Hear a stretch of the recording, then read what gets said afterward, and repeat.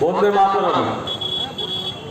আগামীকাল গোপালনগর মাঠে বাংলার মুখ্যমন্ত্রী মমতা ব্যানার্জি আসছেন। সেই উপলক্ষে আজকে আমাদের এই জনসভা পথসভা। মঞ্চে অনেকেই উপস্থিত আছেন তৃণমূল যুব কংগ্রেসের নেতৃত্ব, তৃণমূল কংগ্রেসের নেতৃত্ব, তৃণমূল ছাত্র পরিষদের নেতৃত্ব। সকলকে অ্যাড্রেস করলে সময় নষ্ট হবে। অনেক বক্তা আছেন, তারা তাদের বক্তব্য রাখবেন। দু চারটে কথা বলতে চাই। আপনারা জানেন যে বিজেপির বন্ধুরা নানা রকম মিথ্যাচারের মধ্যে দিয়ে, নানা রকম মিথ্যা প্রতিশ্রুতির মধ্যে দিয়ে ভারতবর্ষের কেন্দ্রের সরকারে এসেছে। এরা রাস্তাঘাটে যেখানেই যাক না কেন মিটিং মিছিলে এদের আর নরেন্দ্র মোদীর নাম ভাঙাতে হয় না। এখন হিন্দু ধর্মের যারা রামচন্দ্রকে ভগবান মানি, সেই রামচন্দ্রের নাম ভাঙিয়ে আজকে রাজনীতি করছে বিজেপি। এই রামায়ণ হয়তো বিজেপির বন্ধুরা পড়েনি বা দেখেনি।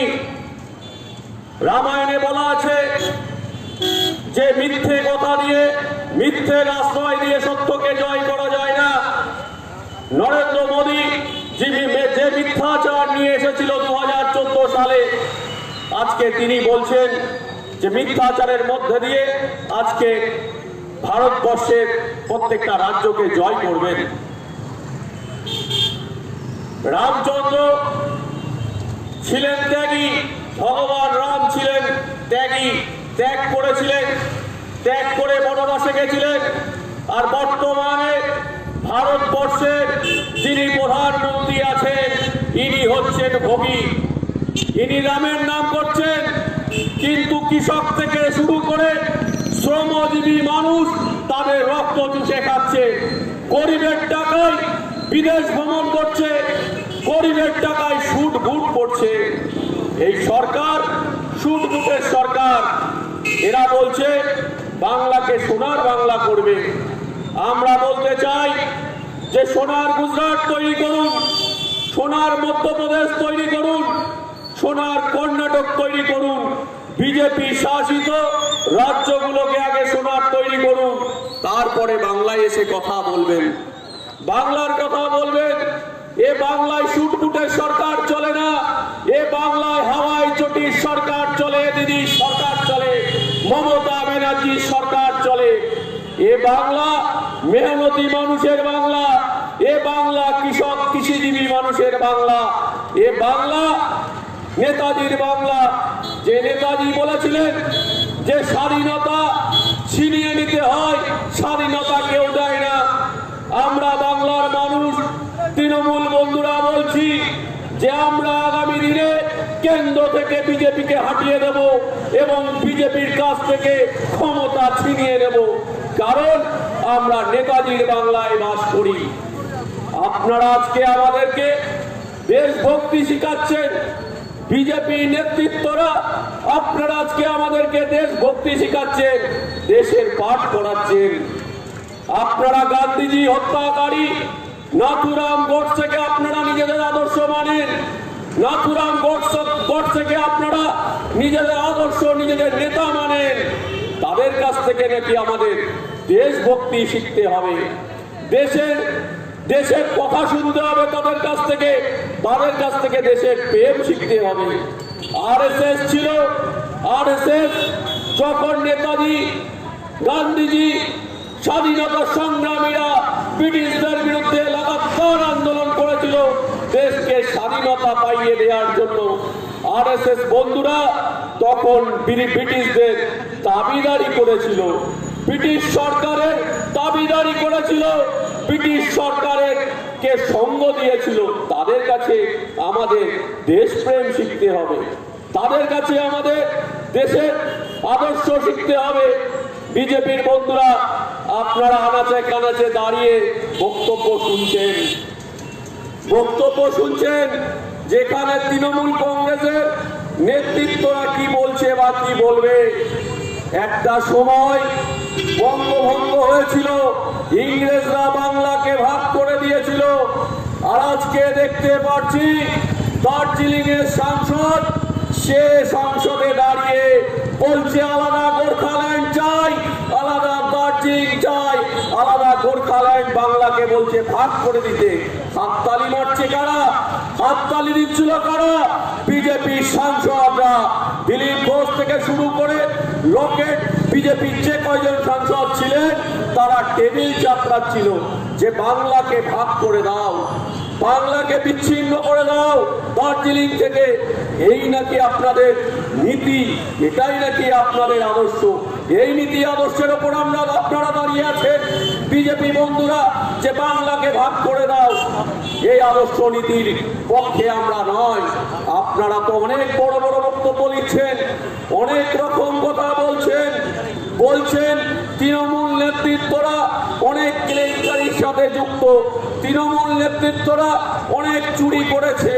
আপনাদের ছত্তিশগড়ে রেশন কেলেঙ্কারি, চাল চুরি কারা করেছিল? মধ্যপ্রদেশে ব্যাপক কেলেঙ্কারির মধ্যে দিয়ে 53 জন মানুষকে মেরে ফেলা হয়েছিল, কারা করেছিল?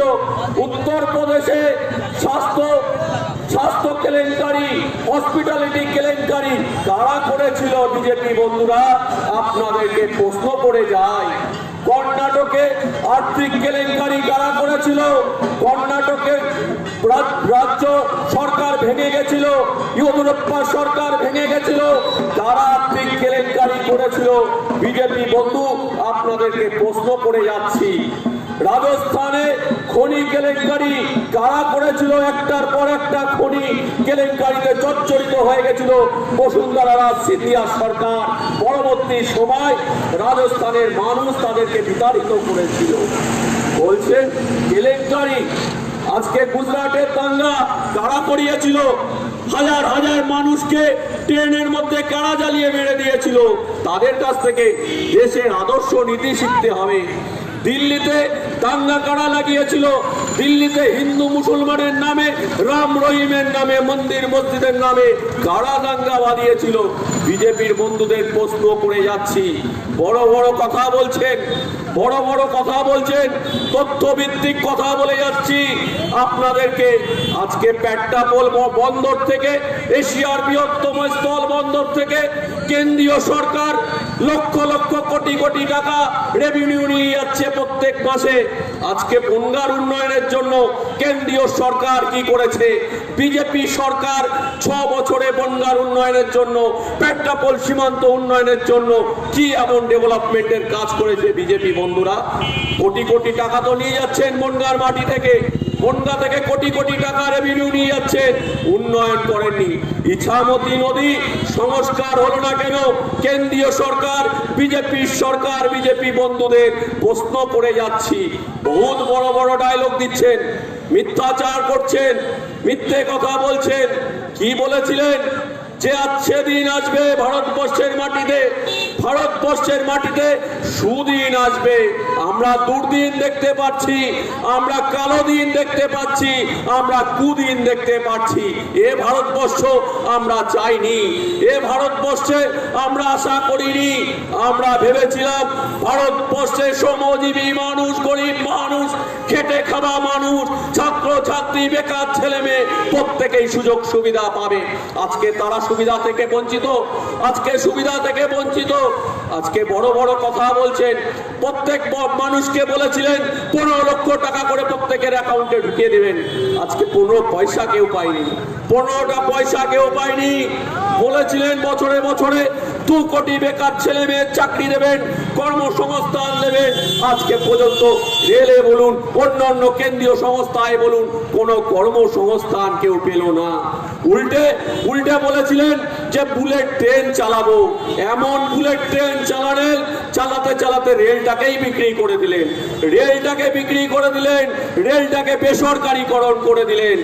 ভারত পেট্রোলিয়াম বেসরকারীকরণ করে দিলেন, বিএসএনএল বেসরকারীকরণ করে দিলেন, এয়ার ইন্ডিয়া বেসরকারীকরণ করে দিলেন।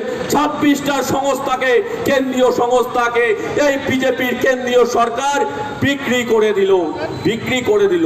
বিজেপি বন্ধুদের কাছে প্রশ্ন রেখে যাচ্ছি। মানুষের সব থেকে আস্থাভাজন জায়গা ছিল এলআইসি, সেই এলআইসিটাকে এই কেন্দ্রীয় সরকার বেসরকারীকরণ করে দিল। আমরা প্রশ্ন রাখছি বিজেপির বন্ধুদের কাছে, ভাষণ দেবেন না, ভাষণে মানুষের পেট ভরে না, পেট ভরে বাসস্থান, অন্ন, বস্ত্র দিয়ে, কর্মসংস্থান দিয়ে, এগুলো দিন মানুষকে, এগুলো দিয়ে মানুষকে বোঝান, তারপরে মানুষ বুঝবে। আত্মনির্ভর ভারত আজকে কি দেখতে পাচ্ছি? আত্মনির্ভর ভারতের কথা বলেছিলেন, কৃষকদের আয় ডবল করে দেওয়ার কথা বলেছিলেন। আজকে কৃষকরা রাস্তায় কেন? এমন কৃষকদের আয় ডবল করেছেন যে কৃষকরা নিতে পারছে না, কৃষকরা রাস্তায় নেমে গেছে। দিল্লির রাস্তায় আজকে স্তব্ধ করে দিয়েছে, বলছে আমাদের আয় ডবল হয়ে গেছে, আমরা নিতে পারছি না। মোদি ভাই আপনি নিন, অমিত শাহ আপনি নিন। একই দুরবস্থার মধ্যে আজকে ভারতবর্ষের কৃষকরা, আজকে দুরবস্থা ভারতবর্ষের কৃষকদের এসেছিল ব্রিটিশ সরকার যখন ভারতবর্ষে ছিল। এ বঙ্গায় নীল বিদ্রোহ হয়েছিল ব্রিটিশ সরকারদের বিরুদ্ধে। আর আজকে কি দেখতে পাচ্ছি? দিল্লির মাটিতে কৃষক বিদ্রোহ হচ্ছে। হরিয়ানা, মধ্যপ্রদেশ, মহারাষ্ট্র, রাজস্থান, প্রত্যেক জায়গার কৃষকরা আজকে দিল্লিকে ঘিরে ফেলেছে। কৃষকরা আজকে ভালো নেই, কৃষকদের ওপর আজকে আইন চাপিয়ে দেওয়া হয়েছে। একটা কৃষক তার জমিতে কি ফসল ফলাবে সেটা কৃষক ঠিক করতে পারবে না, বিজেপির বন্ধুরা ঠিক করে দেবে। বিজেপির কোম্পানি রাজ ঠিক করে দেবে, রিলায়েন্স ঠিক করে দেবে, আদানি আম্বানি এরা ঠিক করে দেবে কৃষকরা কি ফসল ফলাবে। 1955 সাল মজুতদার আইন নিয়ে আসা হয়েছিল যে আপনি বেশি মাল সামগ্রী, খাদ্য সামগ্রী মজুত করতে পারবেন না। ভারতবর্ষের মাটিতে কোন মজুতদার খাদ্য সামগ্রী মজুত করতে পারবে না। সেই আইনকে তুলে দিল এই মোদী সরকার, এই বিজেপি সরকার। আজকে আইনত স্বীকৃতি দেওয়া হয়েছে মজুতদারদেরকে যে আপনি যতগুলো ইচ্ছা আলু মজুত করুন, যত ইচ্ছা চাল মজুত করুন, যত ইচ্ছা ডাল মজুত করুন। আর বাজারে একটা হাহাকার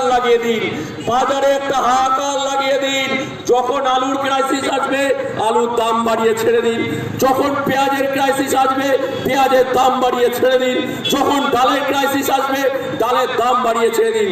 আজকে দ্রব্যমূল্য কোথায় এসে দাঁড়িয়েছে বিজেপির বন্ধুরা? এটা সেদিন, এটাই কি সুদিন? আপনারা বলেছিলেন যে আমরা চৌকিদারের মতন পাহারা দেব, আপনারা বলেছিলেন না খাউঙ্গা না খানে দুঙ্গা। মধ্যবিত্তরা আজকে খেতে পাচ্ছে না, এমন দ্রব্যমূল্য বৃদ্ধি হয়েছে। আজকে শ্রমজীবী মানুষরা খেতে পাচ্ছে না, এমন দ্রব্যমূল্য বৃদ্ধি হয়েছে। শুধু আপনি একাই খাচ্ছেন আর ভারতবর্ষের মানুষ তারা খেতে পাচ্ছে না। বিজেপির বন্ধুরা আপনারা মাইক বাঁধবেন, আপনারাও পাল্টা সভা করবেন। আমরা জানি, আমরা তথ্যভিত্তিক কথা বলে যাচ্ছি, একটাও ভুল কথা বলছি না। ক্ষমতা থাকলে প্রমাণ করে দেবেন এখানে যে আমরা মিথ্যাচার করছি। আপনারা স্বাস্থ্যসাথী কার্ডের বিরোধিতা করেন, আজকে দেখতে পেরেছি পেপারে, খবরের কাগজে হাওড়াতে আপনারা টেন্ট বসিয়েছেন, হাওড়ার ময়দানে টেন্ট বসিয়ে বিজেপি শিবির করে সেখান থেকে স্বাস্থ্যসাথী কার্ডের ফরম বিলি হচ্ছে। বা বিজেপি বন্ধুরা আপনাদের আয়ুষ্মান ভারতের স্বাস্থ্য প্রকল্প কোথায় গেল? উড়ে গেল নাকি? দিদি যেটা করেছে সেটাই সঠিক করেছে। এ বাংলার মানুষকে জন্য দিদি যা প্রকল্প নিয়েছে তা বাঁচার জন্য নিয়ে এসছে। আজকে আমফান ঝড় গেল, লকডাউনের প্রাককালে আজকে 7-8 মাস হয়ে গেল। আজকে মানুষ কি করে খাবে, কি করে বাঁচবে তার ব্যবস্থা করলেন না। মমতা ব্যানার্জি রেশন ব্যবস্থার মধ্যে দিয়ে বাংলার প্রত্যেকটা গরিব মানুষ যাতে দুমুঠো খেতে পারে তার ব্যবস্থা করেছে। আজকে আমফান ঝড়ে কেন্দ্রীয় সরকার একটা টাকাও দেয়নি, তা সত্ত্বেও মমতা ব্যানার্জি প্রত্যেককে যতটা পেরেছে ক্ষতিপূরণ দিয়েছে। যারা পায়নি তাদেরকেও ক্ষতিপূরণ দেওয়ার ব্যবস্থা করবে মমতা ব্যানার্জির সরকার। এই সরকার আন্দোলন করে এসেছে, এর সরকার 34 বছরের বামফ্রন্টের ঘাত প্রতিঘাত সহ্য করতে করতে এসেছে। আপনাদের মতন শুটবুট পরে আসিনি, উড়ে এসে জুড়ে বসিনি। তাই আমরা জানি লড়াই কিভাবে করতে হয়, আমরা জানি রাজনৈতিক লড়াই কিভাবে করতে হয়। আপনাদের বলার তো কোনো কিছু নেই। বনগাঁর যারা বিজেপি নেতৃত্ব আছেন তাদের বলার কিছু নেই, কারণ আপনারা আন্দোলন করেননি, আপনারা সংগঠন করেননি, আপনাদের আদর্শ নেই, নীতি নেই, কিছু নেই। শুধু ব্যক্তিগত আক্রমণ। কখনো মমতা ব্যানার্জির নামে ব্যক্তিগত কুৎসা, কখনো শঙ্কর আড্ডের নামে ব্যক্তিগত কুৎসা, কখনো জ্যোতিপ্রিয় মল্লিকের নামে ব্যক্তিগত কুৎসা। এটাই আপনারা পারেন।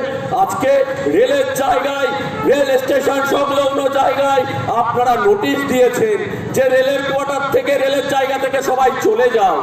এ কি জমিদারি নাকি?